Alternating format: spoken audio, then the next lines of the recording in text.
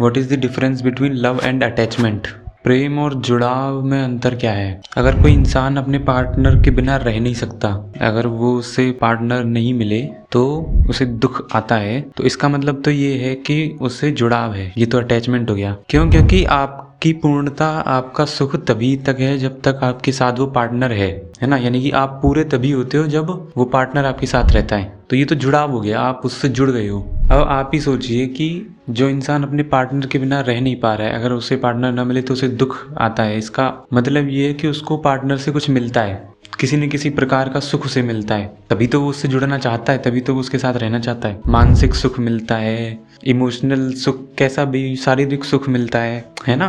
कुछ न कुछ उसे मिलता है, तभी तो वो उसके साथ जुड़ना चाहता है, तभी उसके साथ वो रहना चाहता है। अब ये होता है अटैचमेंट। जब आप रह ना सको किसी के बिना, ये अटैचमेंट है। किसी भी वस्तु या इंसान के अलग होने से आपको दुख हो जाता है, इसका मतलब है कि आप उस चीज़ या इंसान से जुड़े हुए थे। यह है अटैचमेंट। अब आते हैं प्रेम क्या है, व्हाट इज लव। लव में कुछ ऐसा नहीं होता है कि मैं दूसरे से भोग लूं, कुछ मिल जाए मुझे दूसरे से, फिर उसे कुछ मिलता नहीं है, दूसरे से कुछ भी नहीं मिलता, क्योंकि उसे पता है कि माया है, माया में मिल भी क्या सकता है। माया तो सब भ्रम ही है, दुनिया सब भ्रम है, ये मुझे सुख नहीं दे सकती है। जो जानता है कि दुनिया माया है, संसार माया है, वही प्रेम कर सकता है, क्योंकि उसे पता है कि वो कुछ मुझे दे नहीं सकता है, और दे भी देगा तो उससे मेरा कुछ होना नहीं है। तो संतुष्टि जैसी चीज हो ही नहीं सकती संसार में, तब प्रेम आता है। वो प्रेम सिर्फ ये होता है, दूसरे को देना होता है बस, क्योंकि उसमें तुम्हें कुछ नहीं मिल सकता। तुम जानते हो कि सामने वाला मुझे कुछ दे ही नहीं सकता, भले ही वो अपनी तरफ से दे रहा हो, भले ही वो अपनी तरफ से केयर दे रहा हो, तुम्हें अच्छा बर्ताव कर रहा हो तुम्हारे साथ, पर तुम्हें रिसीव नहीं होगा, क्योंकि तुम्हें पता है कि किसी भी चीज़ से संतुष्टि नहीं मिलती। ये इंसान प्रेम करता है। अब ऐसे इंसान को दूसरे से कुछ मिलता नहीं है, उसका रिश्ता सिर्फ ये है कि वो देने देने का रिश्ता है, लेने का रिश्ता नहीं है। अब देने देने का रिश्ता है तो वो इंसान छूट भी जाए, चला भी जाए, या फिर मृत्यु ही आ जाए सामने वाले को, आ भी सकती है, तो उसे दुख नहीं होता है। ये प्रेम होता है। प्रेम में कुछ लेने जैसा नहीं रहता है, इस्तेमाल जैसा कुछ नहीं होता है। स्वयं की पूर्ति के लिए कुछ नहीं लेना होता है, ना इमोशनल भावनाएं कुछ चाहिए इंसान को, ना उसे केयर चाहिए सामने वाले की। इमोशनल सपोर्ट सामने वाला कर देता है तो वो प्रसाद के तौर पर होता है। प्रेमी कभी मांगता नहीं है, लव कभी